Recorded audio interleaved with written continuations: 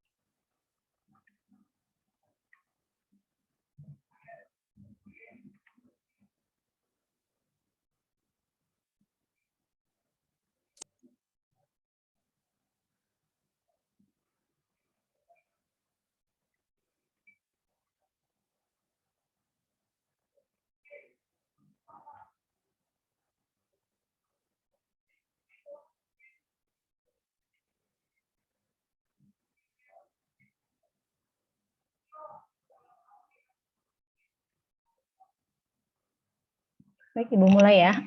Jadi hari ini kita akan melanjutkan, sebetulnya ini baru masuk ke salah satu dari anggaran operasional yang pertama yang akan kita susun adalah anggaran penjualan.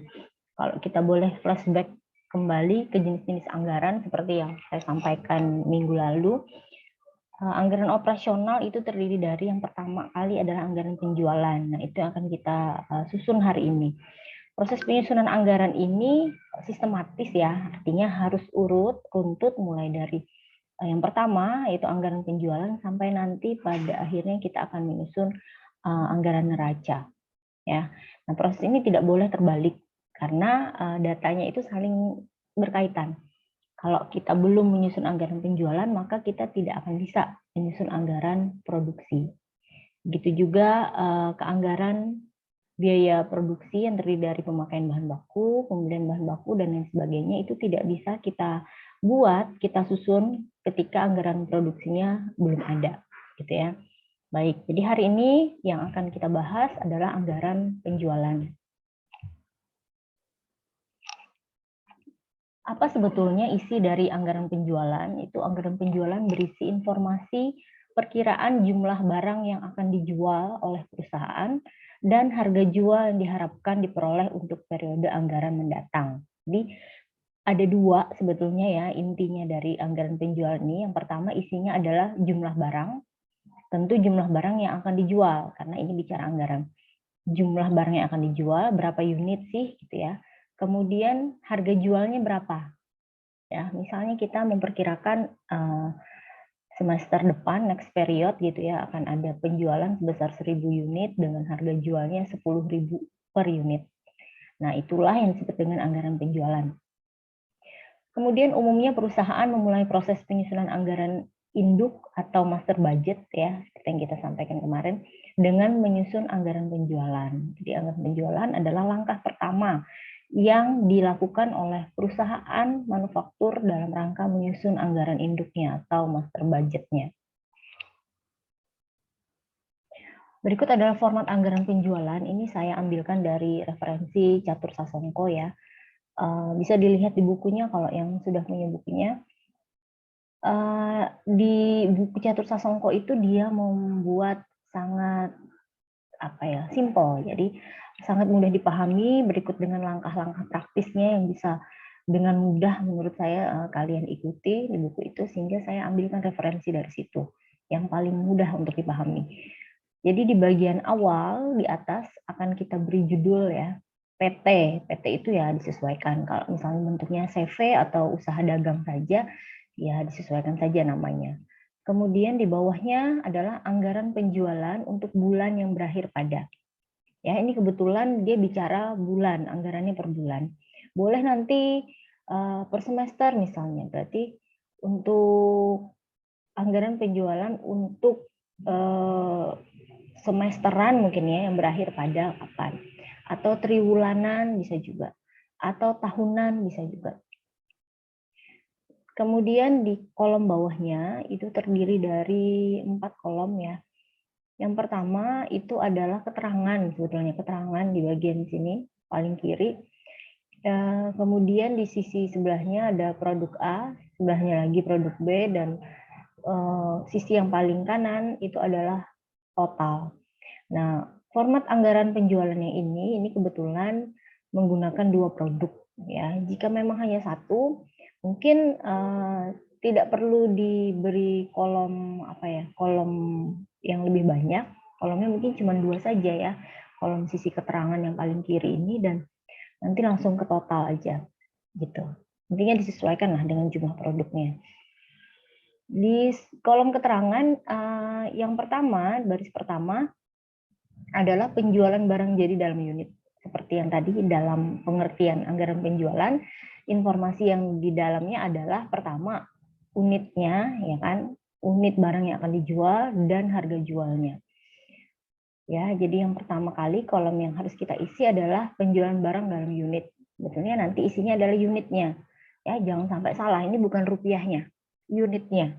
Jadi produk A misalnya 500, artinya 500 unit. Produk B ada 150, artinya 150 unit. Ya. Kemudian di bawahnya lagi di kolom keterangan dikalikan dengan harga jual. Oke, harga jualnya ya tergantung berapa nanti ditentukan oleh perusahaannya. Dan kolom terakhir adalah penjualan barang jadi. Nah, ini adalah isinya adalah dalam bentuk rupiah nantinya. Ya, hasil pengali dari penjualan barang dalam unit dengan harga jualnya. Misalnya produk A tadi ada 500 unit, harga jualnya 10.000, berapa kira-kira penjualan barang jadinya? Ada yang bisa menjawab? Penjualan barang jadi dalam unitnya 500 unit. Harga jualnya 10.000 per unit, 10.000 rupiah per unit. Berapa? 5 juta. Iya, 5 juta ya. Oke, gitu ya. Jadi di sini nanti 5 juta rupiah. Tidak dalam bentuk unit lagi. Jadi anggaran penjualan nanti hasil akhirnya adalah dalam bentuk rupiah. Seberapa banyak sih estimasi atau perkiraan kita di masa yang akan datang untuk penjualan 2 produk ini. Kita mengharapkan ada berapa sih nilai penjualannya gitu ya. Simpelnya begitu. Oke, kita masuk dalam perkiraan penjualan atau bahasa lainnya biasa disebut dengan forecasting, sama ya. Kalau ada istilah mendengar forecasting dengan perkiraan itu sama.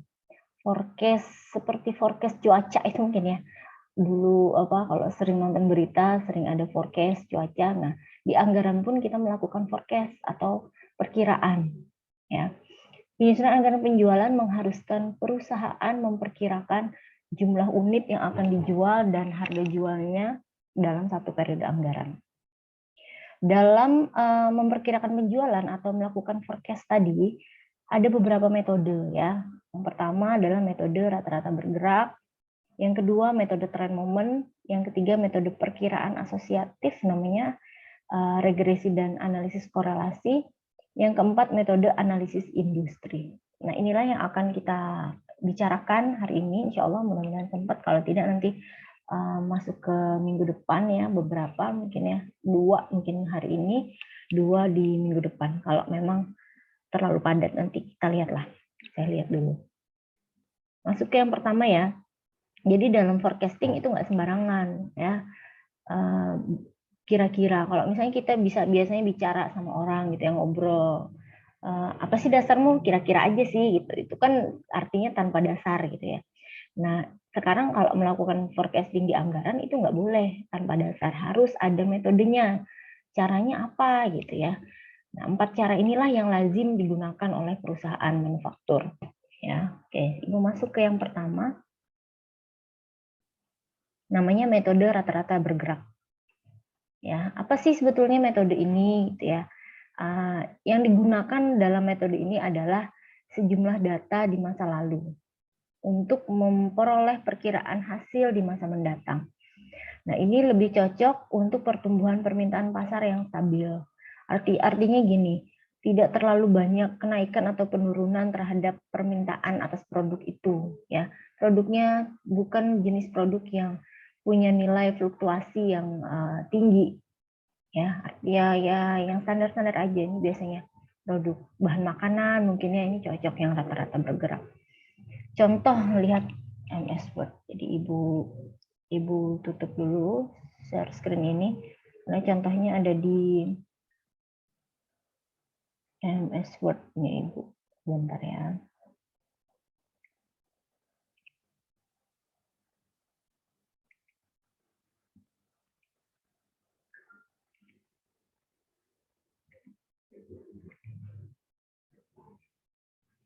Bisa terlihat ini kurang gede ya.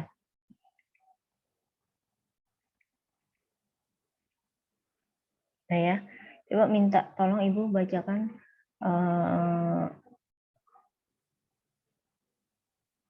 Berinda ada nggak? Ada Berinda? Ada, Bu. Nah, tolong bacakan dulu ya Berinda, mulai dari contoh 1 sampai dengan ini yang tabel berikut ini, sampai situ aja. Dibacakan. PT Furnitur Jati Indah yang berdiri pada tahun 2000 adalah perusahaan yang memproduksi peralatan rumah tangga yang berasal dari kayu jati. Produk andalan perusahaan adalah seperangkat kursi tamu dan lemari dari kayu jati. Dalam rangka penyusunan anggaran induk untuk bulan Januari 2009, PT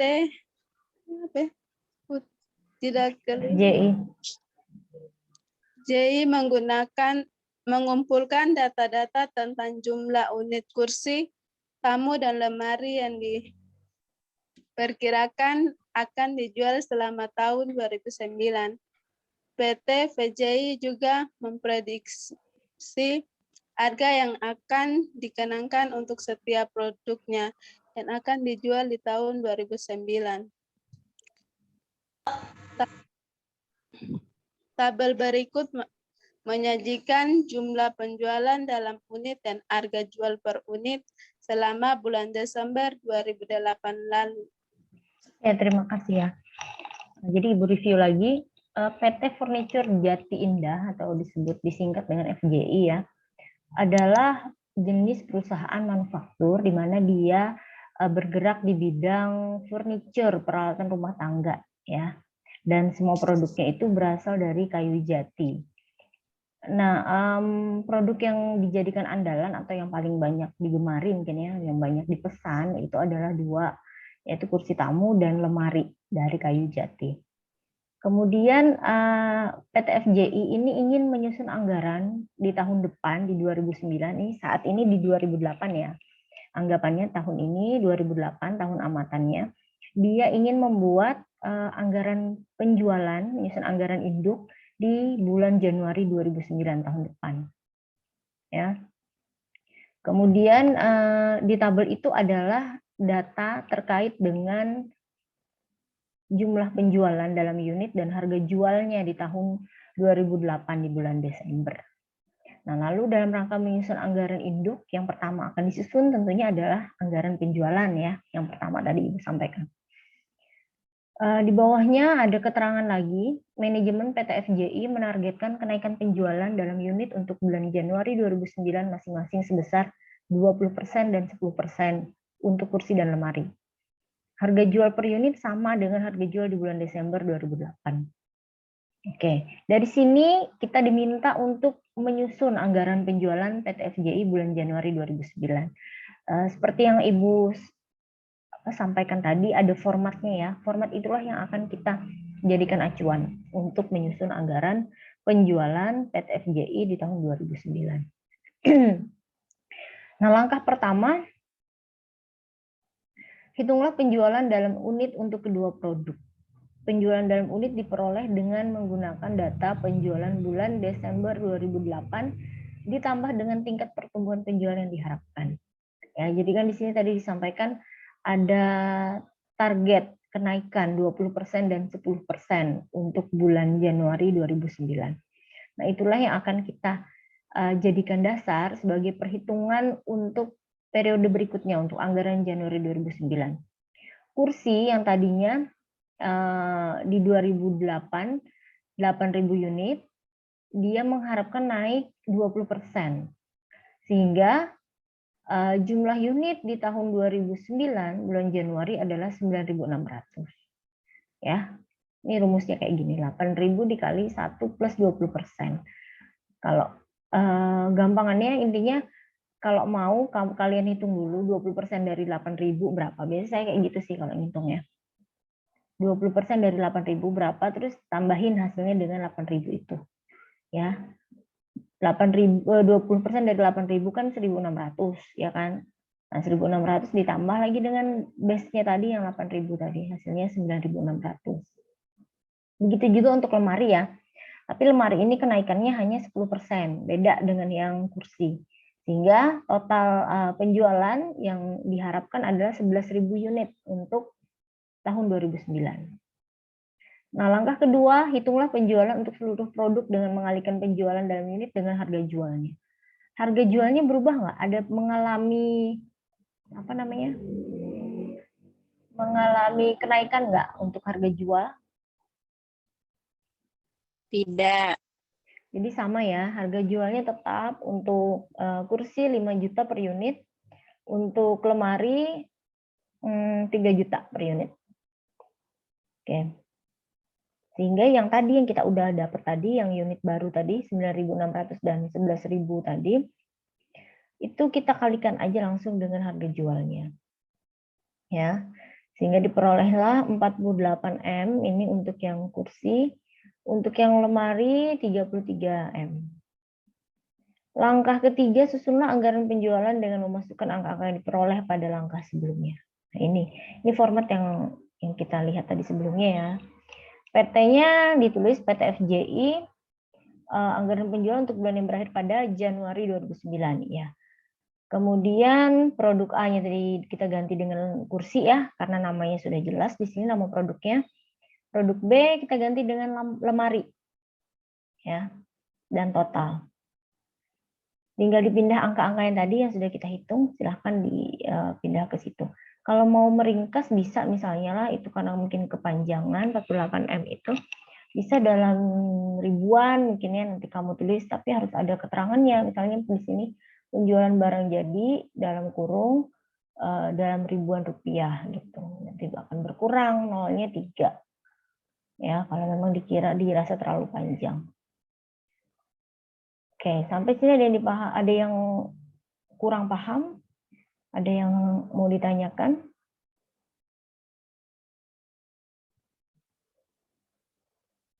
Ini kita belum masuk ke ini ya, belum masuk ke metode ya. Ini baru forecasting yang standar.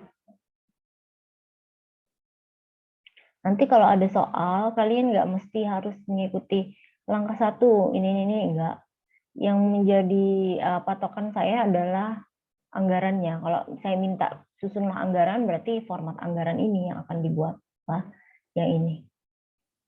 Di bawah kalau mau ada keterangan perhitungan silahkan, tapi ini jangan pernah hilang, yang pernah ketinggalan. Bisa Ibu lanjutkan ya? Bisa, Bu. Oke. Nah, sekarang kita masuk ke metode yang pertama tadi, metode rata-rata bergerak. Alia, coba baca ini Bu, Alia Rasyadina.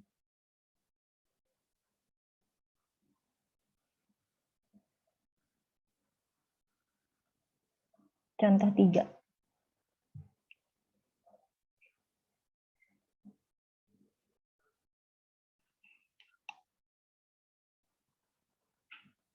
Ada nggak orangnya?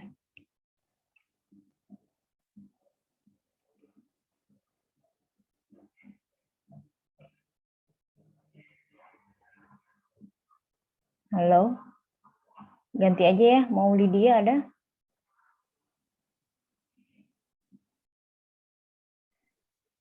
Ada, Bu. Ya, bacain ya.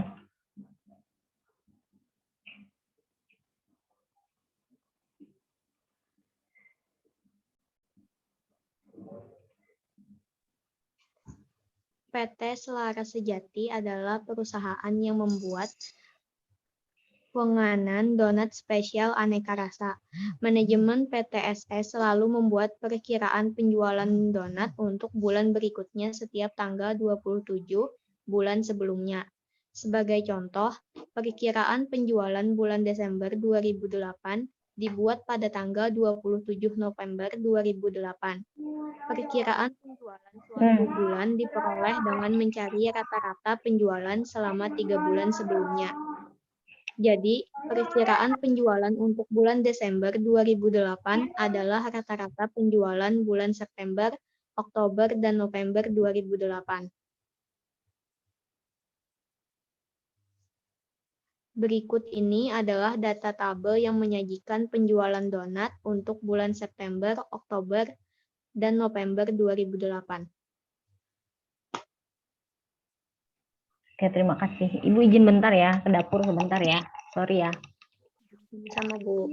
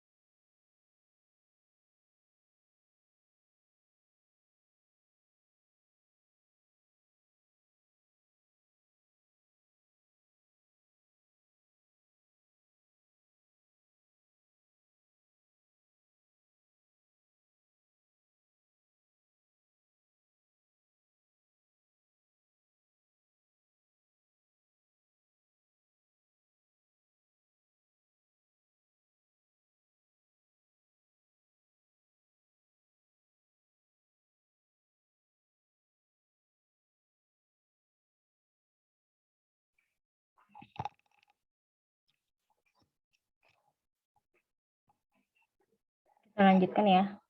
Oke, PT Selaras Sejati atau SF, perusahaan manufaktur juga, tapi ini bergerak di bidang pangan ya. Yang diproduksinya adalah donat spesial rasa. Dia bikin perkiraan penjualan atau forecastingnya itu untuk bulan berikutnya tiap tanggal 27. Nah, sebagai contoh, perkiraan penjualan bulan Desember 2008 dibuat pada tanggal 27 November 2008. Perkiraan penjualan suatu bulan diperoleh dengan mencari rata-rata penjualan 3 bulan sebelumnya. Jadi perkiraan penjualan untuk bulan Desember 2008 adalah rata-rata penjualan bulan September, Oktober, dan November 2008. Ini tabel yang menyajikan penjualan donat untuk 3 bulan ya, September, Oktober, November. Kemudian yang ditanya adalah berapa sih untuk bulan Desember? Ada yang ingin menjawab kira-kira dari data itu?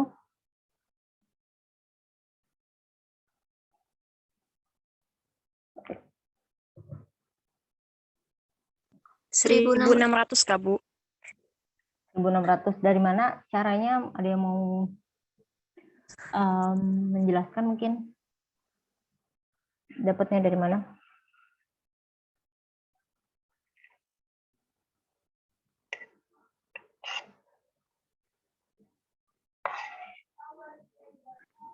Untuk setiap bulan itu naik 200 ya, Bu. Gimana untuk tiap bulan naik 200? Jadi tinggal tambah 200 gitu ya? Iya, Bu. Oke, kita lihat ya.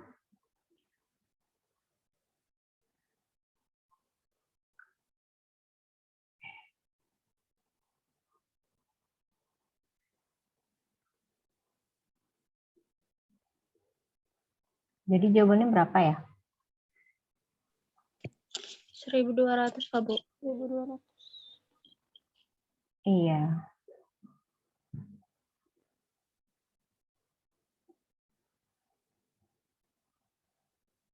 Karena metode namanya rata-rata bergerak tadilah kita mencari rata-rata dari data sebelumnya. Karena ini datanya ada 3 bulan, kebetulan 3 ya. Kalau ada yang 5 bulan atau lebih dari itu, atau biasanya sih minimal 3 bulan. Maksimalnya kalau untuk anggaran biasanya 5 ya, 5 sampai 6 gitu ya. Jarang ada yang terlalu banyak panjang juga kecuali kasus khusus. Nah, tinggal kita tambah sebetulnya ya dari 3 data itu lalu kita bagi 3. Oke.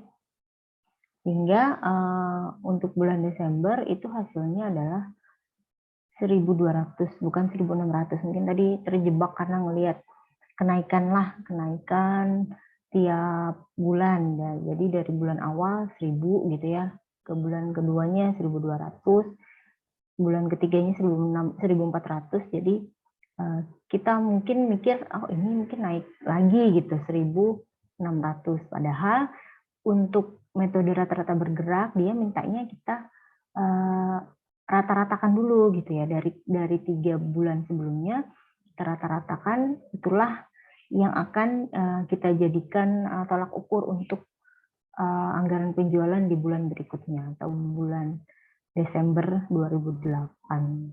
Oke, 1.200 ya.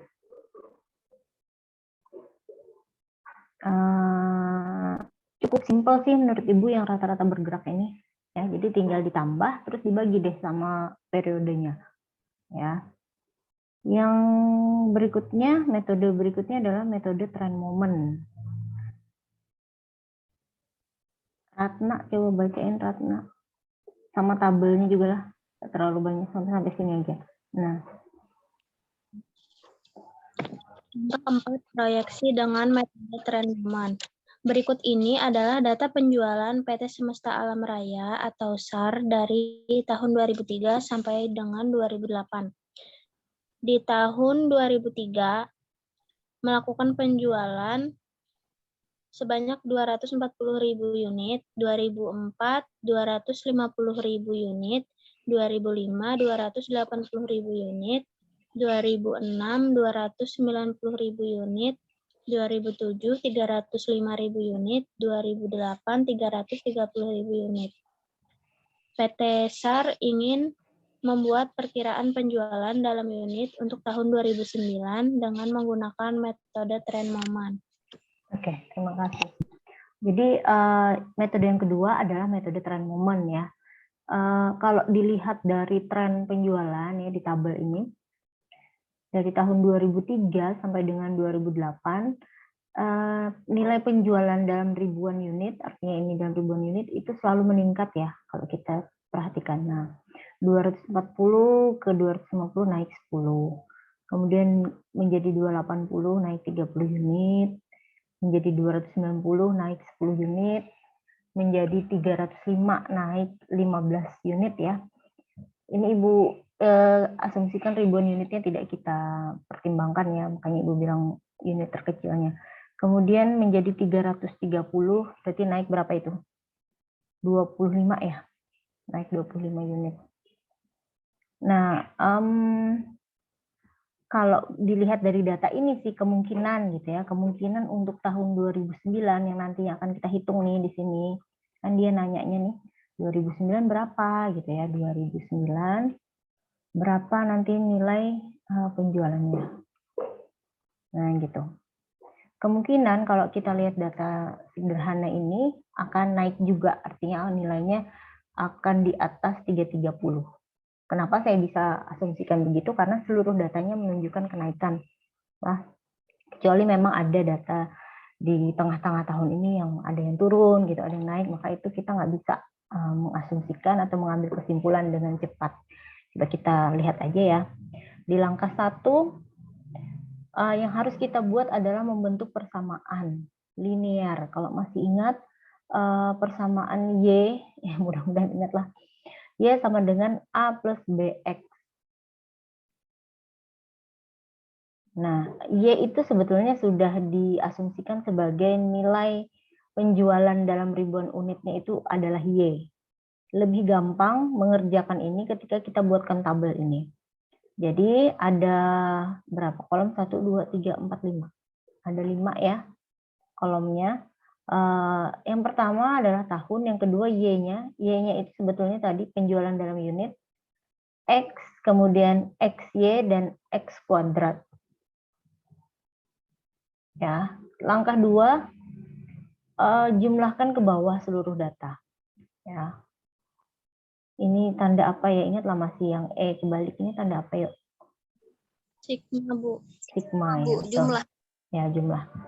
Sigma ya, nah ditambahkan. Kecuali untuk tahun nggak usah ditambahin, itu bukan penjumlahan. Yang Y-nya aja. Kemudian langkah 3, memberi skor untuk mengisi kolom X. Nah, memberi skor ini yang harus hati-hati lah. Skor untuk data pertama tahun 2003 adalah 0. Data berikutnya 2004 sampai dengan 2008 adalah 1 sampai dengan 5. Kemudian jumlahkan ke bawah seluruh skor X yang ada di tabel dan akan diperoleh nilai sebesar 15. Dan letakkan pada baris sigma tadi. Coba kita lihat ya. Oke, jadi tahun dasar itu pasti 0 untuk X-nya. Ya, untuk metode trend moment. Kemudian yang berikutnya adalah urut. Mulai dari 1 sampai dengan terakhir berapa di tahun itu. Kebetulan di 2008, jadi kita isi 5 lah di sini. Nah, kemudian ditambah, mudah-mudahan ini bujur aja. Sudahlah, 1 tambah 2, 3, 3 tambah 3, 9. 6, 6 tambah 4, 10 tambah 5, 15. Oke. Kemudian langkah berikutnya, XY. XY ini tentu berarti X dikali Y. Ini hilang Y-nya, nah kadang. Nah, X dikali Y. Gampangannya kayak gitu kan, berarti 0 dikali 240. Ya, bilangan apapun dikali dengan 0 hasilnya 0. Di sini nanti akan 0. 1 dikali 250. 250 gitu ya. Dan seterusnya. Kemudian jangan lupa menjumlahkan di sigma lagi. Kemudian X kuadrat, kolom X ini dikuadratkan. Ya. 0, 1, kemudian 4, 9, 16, dan 25. Benar ya itu ya, dicek ya, sambil dicek. sigmanya adalah 55. Nah, langkah ke-6, kita membuat persamaan untuk memperoleh nilai A dan B dengan menggunakan data-data yang diperoleh dari langkah 5 tadi. Nah, kalau yang ini emang udah dari sononya ya, rumusnya kayak gitu. Sigma Y sama dengan N dikali A ditambah B dikali sigma X. Itu persamaan yang pertama. Persamaan yang kedua adalah sigma XY dikali dengan sama dengan A dikali sigma X ditambah B dikali sigma X kuadrat. Untuk yang persamaan 1, sigma Y kita cek ya. Sigma Y 1695, betul ya ini ya. Kemudian N-nya itu 6. N ini adalah jumlah tahunnya. Ya. Jumlah tahunnya ada 6. Kemudian A-nya ya tetap A karena kita akan mencari nilai A dan B. Kemudian ditambah B dikali sigma X. Sigma X-nya adalah 15. Berarti B dikali 15. Kemudian yang persamaan kedua, sigma XY adalah 4550 yang ini. Sama dengan A dikali sigma X 15A ya, ditambah B dikali sigma X kuadratnya yang 55 ini.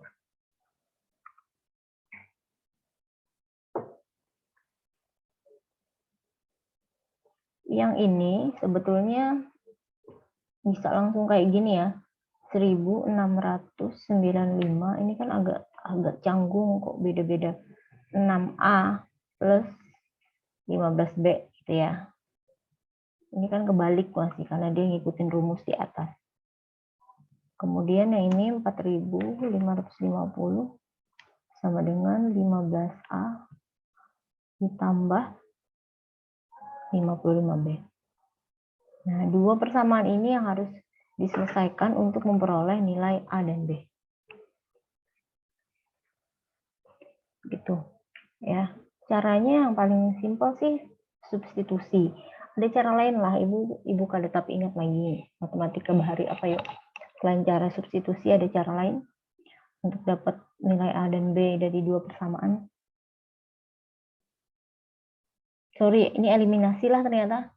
Ada substitusi, ada eliminasi. Yang dipakai di buku ini yang eliminasi.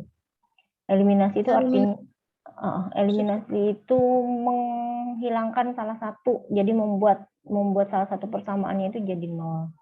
Nah, caranya adalah harus kita samakan dulu. Ya, kedua-duanya ini nilai A dan B-nya itu harus kita temukan salah satunya yang harus sama. Kalau dari sini dia mau eliminasi A-nya dulu nih. Nah, sehingga 6 dan 15 ini dicarikan persamaannya. Ya, 6 dikali 2,5 itu adalah 15. Gitu. Sehingga nilai B juga dikali 2,5 yang nilai 1695 sudahlah. Bentar. 1695 kita kali juga dengan 2,5 ya. Nah, sehingga persamaannya menjadi seperti ini. Yang berubah pasti yang atasnya aja ya, yang bawahnya enggak karena yang ingin disamakan itu dengan yang persamaan kedua gitu. Ini nanti silahkan dicek, mudah-mudahan angkanya betul aja ini ya. Nah, sehingga dapatlah kayak gini persamaan ini ya udah tinggal kita kurang. Intinya akan menghapus nilai A inilah. Jadi 15A dikurang 15A kan hasilnya 0. Kemudian 37,5B dikurang 55B. Ini pasti hasilnya negatif karena lebih kecil yang ini. Negatif atau min 17,5B hasilnya. Yang 4.237,5 dikurangi 4.550 hasilnya min 312,5. Min 312,5. Ini dipindah ruas ya, 17,5B sehingga dia jadi positif karena pindah ruas. Yang min 312,5 juga pindah ruas, jadi positif juga. Nah, sehingga nilai B-nya adalah ini 17,8571. Ya. Nilai B udah kita ketahui, sekarang kita akan menghitung berapa nilai A-nya. Caranya masukin aja nilai B ini ke salah satu persamaan tadi. Kalau mau pakai persamaan yang atas boleh yang ini, atau persamaan yang bawah juga boleh, nggak masalah. Harusnya hasilnya akan sama. Ya, di sini dia pakai yang persamaan pertama. 1695 sama dengan 6A plus 5B. B-nya tadi, ya yang ini 17,8571. Sehingga diperolehlah nilai A-nya 237,8571. AA.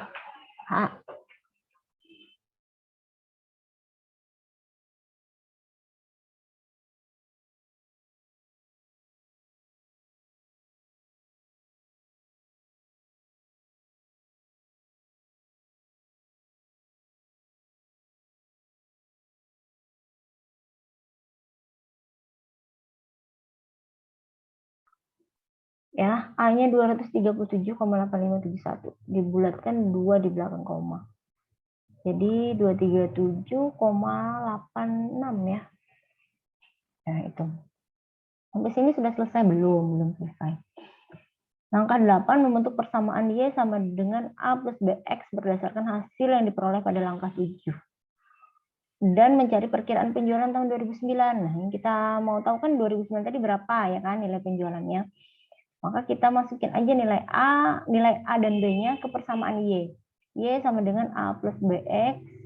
Ini harusnya gini dulu kali ya, biar lebih gampang. Y sama dengan A plus BX. Nah, A-nya tadi yang ini, B-nya juga yang ini, X-nya apa coba? X-nya adalah 6. Ada yang tahu kenapa X-nya kita masukkan 6 ya? Ada yang bisa menjawab yang ini? Kira-kira dari mana 6-nya? Jumlah tahun kah, Bu? Jumlah tahunnya tadi 2008, no? Dong. Sampai dengan 2008 tadi sudah 6. Harusnya kalau 2009 7 dong. Ya enggak? 2003 tadi tahun pertama 2003, 2004, 2005, 2006, 2007, 2008. Nah, itu sudah 6 tahun. 2009 itu tahun ke-7. Kira-kira ini X lah, bukan N loh. Berarti kembalikan aja ke tabel X, tabel yang ada XY tadi tuh. Coba kita lihat. Nah, ini berarti yang dipakai. X yang ini. X ini untuk tahun 2009 berarti X-nya berapa ya? 6, Bu. Nah, ya dari situ ya. Diingat ya, bukan dari N tahun, bukan dari jumlah N tahun. Karena di sini ada juga yang N yang ini. Nah, hati-hati. N yang ini N tahun memang. Kebetulan memang 6 ini. Tapi ketika nanti masuk ke menghitung penjualannya ke persamaan Y-nya, maka yang dipakai ini adalah X yang tadi, yang sebagai dasar menghitung tadi, yang mulai dari 0 di tahun dasar sampai dengan ke tahun berikutnya nambah 1 gitu. Sehingga diperolehlah nilai Y 350. Nah, artinya 350 ini yang mengisi di atas tadi yang Ibu pertanyakan tadi. Mana tadi ya? Ini 350. Benar kan? Naik dia ya. Naik 20 unit. Itu ya, kira-kira.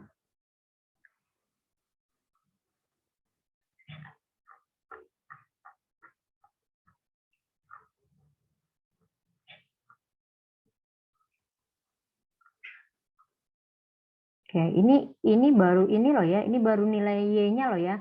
Kita belum bicara anggaran penjualannya, karena kalau bicara anggaran penjualan kan harus ada unit dan harga jual dalam bentuk format anggaran tadi. Kalau ini kita baru dapat nilai penjualannya. Kita baru menghitung berapa sih perkiraan penjualan gitu. Belum masuk ke anggaran penjualannya. Nanti kita bisa buatkan anggaran penjualannya kalau datanya lengkap. Misalnya ada juga disampaikan harga jual ya untuk produk itu misalnya berapa. Kalau ini nggak bisa karena dia memang hanya ingin minta dihitungkan berapa nilai penjualannya untuk next 2009 gitu. Oke. Sampai sini ada yang mau ditanyakan nggak? Kalau ada yang bingung tanya aja dulu.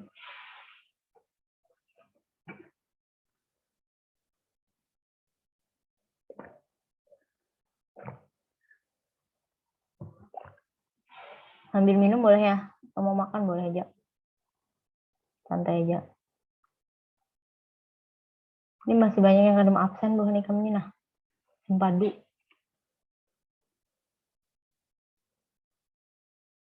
Ibu kadang ngecek Damal lagi lah, Simpadu yang masih beberapa bolong padahal orangnya ada di sini nah. Artinya turun aja, cuman kadang mau absen.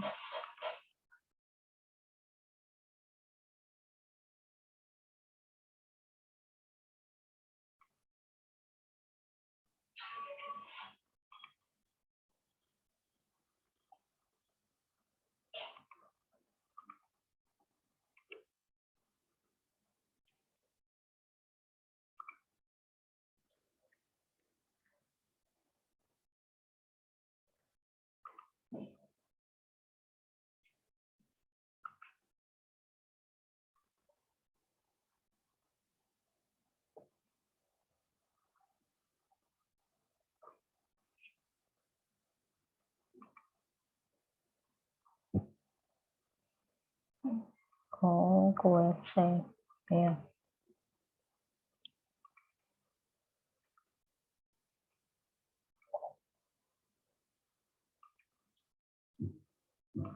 Bentar lah.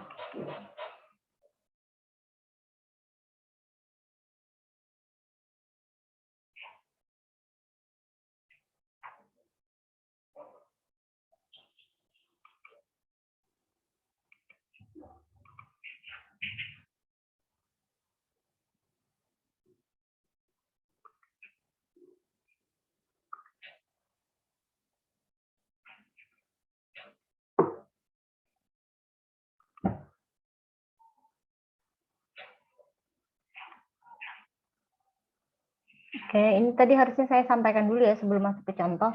Ibu tadi langsung ke contoh tren momen. Tadilah itu metode yang kedua tren momen yang sudah kita bahas contohnya tadi. Menggunakan persamaan Y sama dengan A plus BX. Nah, rumus yang digunakan ini sudah nggak bisa diganti-ganti ya rumusnya. Sigma Y sama dengan N dikali A plus B sigma X, kemudian sigma X sama dengan A dikali sigma X, ditambah B dikali sigma X kuadrat, di mana N adalah jumlah data. Oke, jumlah data yang dianalisis. Nah, kemudian yang berikutnya, yang ketiga adalah metode perkiraan asosiatif dengan regresi dan analisis korelasi. Ya. Untuk yang ketiga ini agak sedikit berbeda ya dengan yang pertama dan yang kedua, karena dia ada melibatkan variabel, beberapa variabel yang terkait dengan variabel yang diprediksi. Nah, persamaan regresi sederhana yang dapat digunakan untuk memprediksi nilai variabel dependen berdasarkan perubahan yang terjadi pada nilai variabel independen sama sebetulnya ya, persamaan Y juga, Y sama dengan A plus BX. Jadi dalam metode asosiatif ini ada minimal ada dua variabel yang terlibat, ada variabel independen dan variabel dependen. Nah, perbedaannya apa? Variabel independen itu dia variabel yang bebas, tidak terikat. Variabel ini akan mempengaruhi variabel dependen. Ya, misalnya penjualan dengan promosi atau iklan. Nah, variabel independen atau variabel bebasnya adalah iklannya. Untuk yang variabel dependen atau variabel tetapnya adalah penjualannya. Kenapa? Karena iklan akan mempengaruhi penjualan, bukan sebaliknya. Penjualan yang mempengaruhi iklan, bukan ya? Jadi semakin tinggi nilai iklan, semakin tinggi pengeluaran atau cost untuk iklan, promosi gitu ya, diharapkan akan meningkatkan juga nilai penjualan. Nah, ada seperti itu gitu loh. Ada hal-hal lain yang dipertimbangkan dalam metode perkiraan asosiatif. Nah, kita masuk ke contoh ya.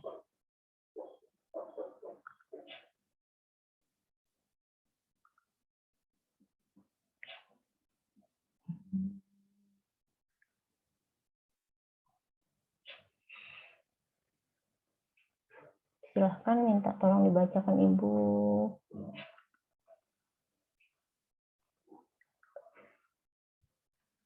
Windy apa namanya? Windy Sherlina.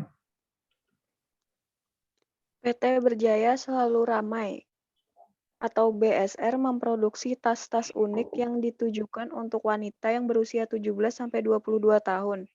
Selama bertahun-tahun, perusahaan memiliki pengetahuan bahwa penjualan tas tersebut sangat dipengaruhi oleh pengeluaran iklan di majalah-majalah wanita muda terbitan ibu kota setiap tahunnya.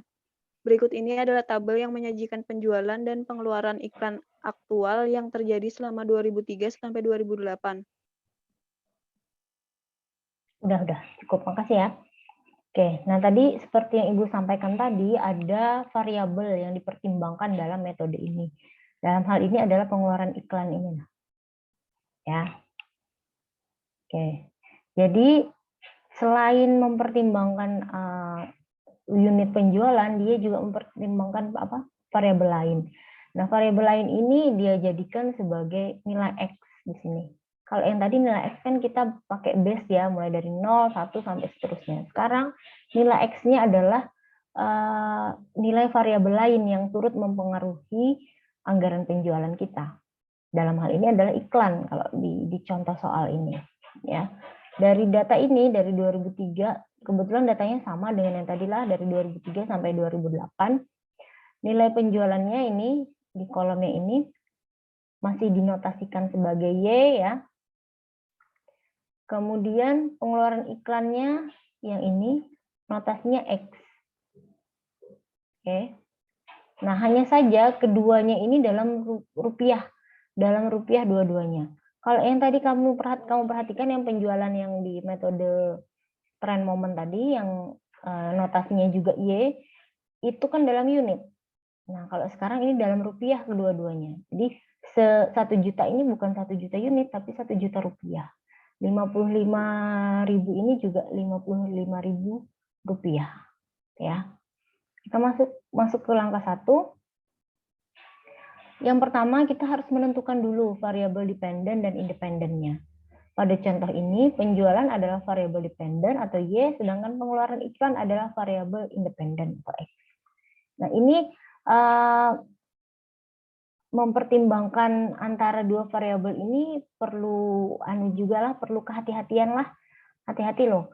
Jadi intinya kalau yang dependen, takutnya kebalik. Kalau kebalik, salah deh. Dependen itu notasinya nanti pasti Y. Apa sih dependen itu, Bu? Ciri-cirinya dia tuh dipengaruhi.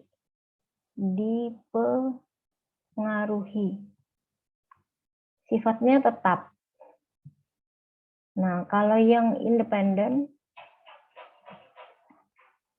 notasinya X. Sebaliknya, dia yang mempengaruhi variabel yang satunya, maksudnya gitu ya. Mempengaruhi. Sifatnya bebas dia, artinya naik turunnya bebas gitu. Nah, seperti contoh ini. Kalau kita masukkan misalnya lah penjualan itu sebagai variabel independen, cocok nggak? Artinya misalnya kalau penjualannya turun 1 juta unit, itu akan mempengaruhi juga penurunan iklan. Kan nggak mungkin, kebalik ya kan? Harusnya kan iklan yang mempengaruhi nilai penjualan ya kan? Semakin kecil misalnya alokasi biaya untuk pengeluaran iklan, maka nilai penjualannya kemungkinan juga tidak akan naik maksimal gitu ya. Semakin kecil juga kenaikannya, gitu maksudnya. Oke. Bisa memahami lah, menentukan antara variabel dependen dengan independen ini. Ya. Kemudian langkah 2 persamaan regresinya adalah Y sama dengan A plus BX. Y ini bisa kita katakan juga sebagai penjualan tas tadi, sama dengan A-nya, B-nya yang akan kita cari juga, dikali dengan X-nya. X-nya adalah pengeluaran iklan. Oke. Langkah 3, gunakan metode least square untuk mencari nilai A atau intercept dan B atau slope garis regresi. Nah, formulanya adalah ini. Ini apa ya? Kali kayak. Kali ini N dikali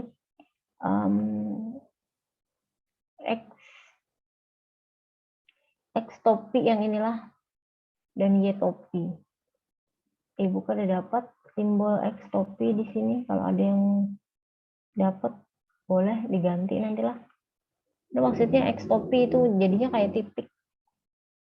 Ya, B sama dengan sigma XY dikurang N dikali X topi dikali Y topi dibagi sigma X kuadrat min N dikali X topi. Sementara itu formula untuk mencari A adalah sebagai berikut. A sama dengan Y topi dikurangi B dikali X topi. Nah, ini tabel yang untuk mempermudah juga seperti kayak tadi ya. Sama aja sebetulnya. Dua kolom berikutnya adalah X kuadrat dan XY. Cuman posisinya berubah. Kalau kada salah tadi di sini XY dulu, baru X kuadrat di belakangnya. Kemudian tinggal dihitung aja lah. X kuadrat berarti yang ini 5, contoh yang 2003 ya, Ibu contohkan yang 2003. 55.000 ini dikali 55.000 juga karena kuadrat, hasilnya yang ini. Untuk XY kita kalikan, X-nya 55.000 dikali dengan 1 juta ini tadi. Hasilnya ini. Dan jangan lupa menulis sigma-nya di bawah. Karena sigma inilah yang bakal dipakai. Kemudian B kita ikuti tadilah rumus yang atas tadi, yang ini. Sigma XY, yang ini 941 ini dikurangi 6 N itu jumlah data, N-nya 6 dikali X topi kan ya tadi ya, X topi Y topi. Nah, tolong teman-teman carikan angka ini. Siapa yang bisa dapat yang ini 96, 98 sama 1,4 ini dapatnya dari mana?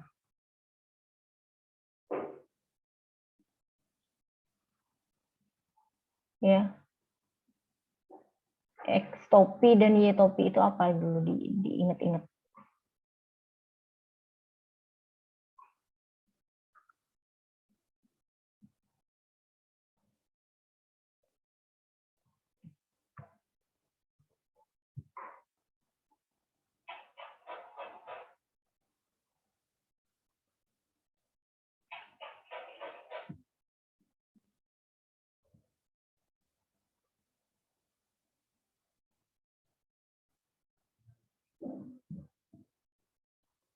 Cara menghitung X topi dan Y topinya itu nah. Coba dicarikan Ibu.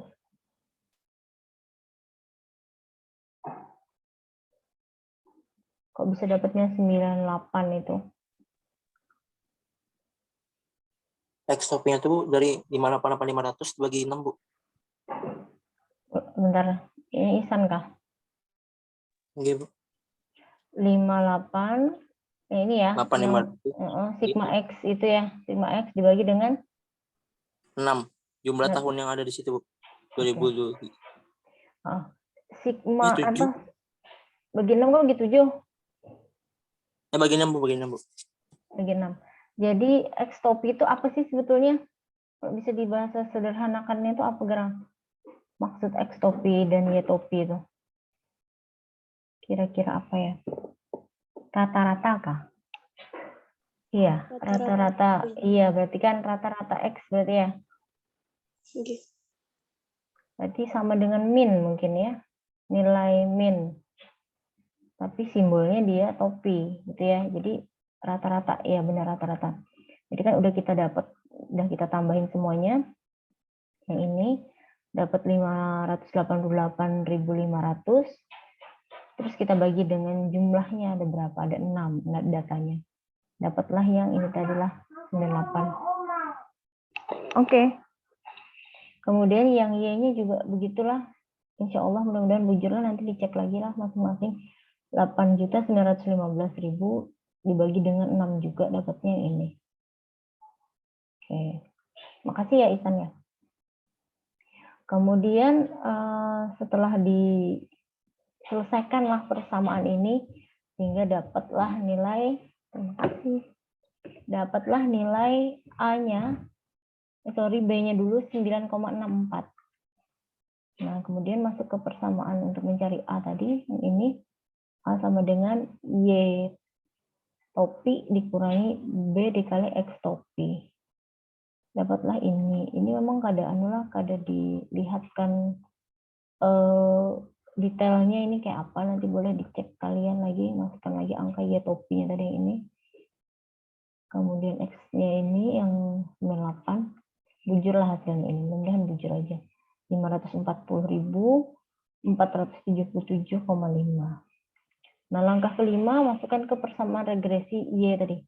Y sama dengan A plus BX. Kalau ini sudah diganti, penjualan tas sama dengan A-nya ini yang baru dapat tadi, 540.477,5. B-nya 9,64 dikali dengan pengeluaran iklan atau biaya iklan. Kemudian di situ disampaikan jika biaya iklan tahun 2009 dianggarkan sebesar Rp175.000, maka penjualan tas untuk tahun 2009 adalah sebesar ini. 2.227.200, sorry, 2M nggak ini? 2.227.227.500 rupiah. Gitu ya. Kalau yang tadi 2008 ini berapa sih? Coba kita cek datanya.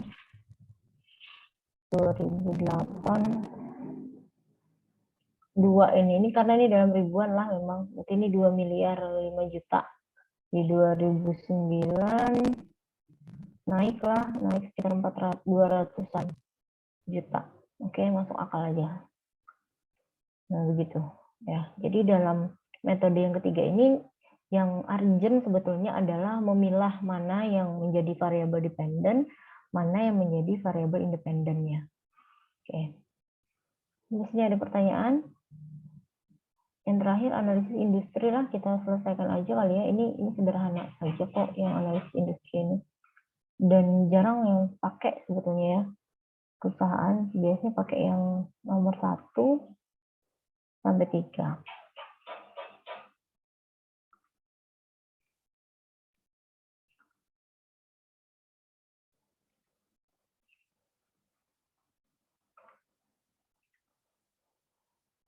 Nah, yang terakhir namanya metode analisis industri. Jadi dalam metode yang ini yang harus kita punya adalah data industri sejenis ya. Kalau kita nggak punya data industri maka akan susah untuk menghitung metode yang ini. Sehingga memang jarang pada akhirnya perusahaan pakai yang ini. Maksudnya data industri sejenis itu kayak apa sih Bu? Gitu. Misalnya kita adalah perusahaan rokok ya, perusahaan rokok. Anggaplah kita PT Jarum misalnya.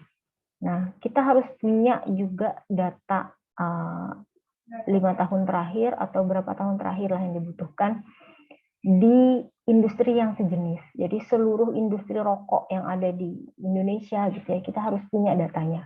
Kita harus punya himpunan data-data itu gitu. Itu kan agak kesulitan memang kalau memang sumber dayanya tidak memungkinkan untuk mencari data misalnya ya. Gitu. Masuk ke contoh. Oke, bacakan Roha. Roha ada. Contoh 6. Ada, Bu. Ya.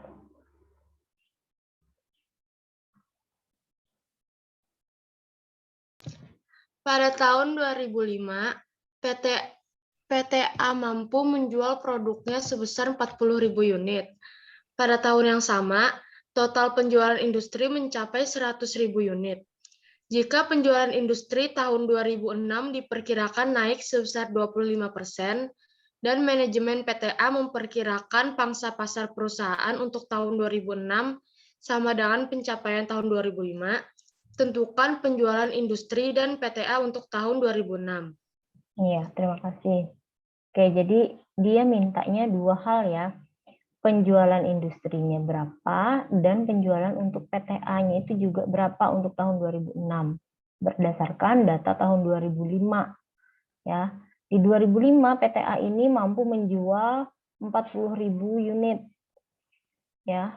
Di tahun yang sama penjualan industri artinya seluruh industri yang di dalamnya itu yang sama jenisnya itu mampu 100.000 unit. Artinya PTA selisihnya sekitar 60.000 unit ya dibanding dengan seluruh industrinya. Dia nggak nyampe separohnya, dia mampu memproduksi, dia mampu menjual. Kemudian jika penjualan industri tahun 2006 diperkirakan naik 25% dan manajemen PTA memperkirakan pangsa pasar perusahaan untuk tahun 2006 sama dengan pencapaian tahun 2005, berapa? Yang akan kita hitung dua hal tadi, berapa sih nilai penjualan untuk industri dan berapa nilai penjualan untuk PTA. Ya, langkah pertama kita harus hitung dulu market share-nya. Ya, market share PTA untuk tahun 2006 atau pangsa pasarnya itu berapa? Ya, pangsa pasar perusahaan diperoleh dengan membagi penjualan perusahaan dalam unit dengan penjualan industri pada satu periode. Kan tadi PTA-nya mampu 40.000 unit. Sedangkan penjualan industrinya 100.000 unit. Artinya dia mampu 40% mampu menjual berbandingkan dengan industrinya. Atau pangsa pasarnya atau market share dari PTA itu sekitar 40% saja dari keseluruhan industri yang ada di dalamnya. Ya, langkah 2, tentukan perkiraan penjualan industri untuk tahun 2006. Penjualan industri tahun 2006 itu kenaikannya kan tadi disampaikan 25%. Ya, dari base-nya apa ya? Yang tahun 2005 dong, unit tahun 2005 dari 100.000. Sehingga penjualan industri tahun 2006 adalah 125.000 unit. Ya. Langkah ketiga, tentukan pangsa pasar PTA tahun 2006. Manajemen PTA memperkirakan pangsa pasarnya juga sama seperti pencapaian tahun lalu. Ya, tahun lalunya ini tadi pencapaiannya 40%. Tahun depan dia juga memperkirakan sama, jadi nggak menargetkan untuk naik atau bahkan turun, nggak ya. Jadi tetap aja deh 40% gitu. Jadi berapa kira-kira nilai penjualannya dengan pangsa pasar yang tetap 40% dan penjualan industrinya 125.000 unit. Di langkah 4, kita menghitung penjualan PTA tahun 2006 dengan penjualan industri 2006 dikali dengan pangsa pasar PTA 2006. Jadi 40% tadi targetnya dikali dengan 125.000 unit penjualan industri di tahun 2006 ya inilah. Nah, sehingga diperolehlah angka 50.000 unit. Seandainya pangsa pasarnya dia bilang pengen naik 10%, maka di sini angkanya jadi 50 ya. Gitu, seandainya. Tapi kan dia bilang cuman sama aja dengan tahun lalu, tidak ada perubahan. Habislah. Oke. Jadi terjawablah penjualan PTA tahun 2006 adalah 50.000 unit. Kemudian penjualan industri kan 2 dimintanya. Penjualan industri adalah yang ini 125.000 unit. Gitu. Ya, jadi syarat yang terakhir ini kita harus tahu data industri keseluruhan. Ya, untuk bisa menentukan pangsa pasar atau market share-nya tadi, kemudian nilai penjualan perusahaan kita berapa dibandingkan dengan pangsa pasar, dibandingkan dengan data industri yang sama. Ada yang mau bertanya? Kalau tidak ada, nanti kita latihan aja ya, karena anggaran ini harus banyak latihan. Nggak bisa kalau cuma dengerin saya doang, kalau nggak nyoba ngitung gitu ya, nanti nggak tahu problemnya di mana. Nanti saya kasih di classroom aja. Iya, Bu. Oke, apakah semuanya sudah absen? Sudah, Bu. Sudah, Bu. Oke. Baik, terima kasih ya. atas pertemuan hari ini. Mudah-mudahan ada manfaatnya, mudah-mudahan kita semua juga diberi kesehatan selalu. Amin. Wassalamualaikum warahmatullahi wabarakatuh. Selamat pagi semuanya. Waalaikumsalam. Waalaikumsalam warahmatullahi